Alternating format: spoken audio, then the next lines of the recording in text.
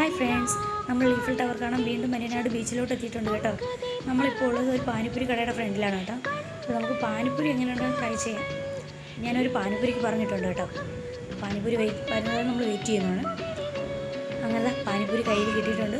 അപ്പോൾ നമുക്കത് ട്രൈ ചെയ്യാം.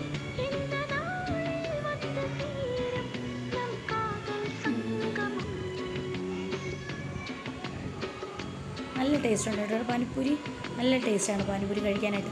പിന്നെ ഇവിടെ പാനിപ്പൂരി മാത്രമല്ല കേട്ടോ, ചുങ്കൽ കടലയും പിന്നെ കോണും ഉണ്ട്. കോണ് തന്നെ രണ്ട് രീതിയിലാണ് കേട്ടോ.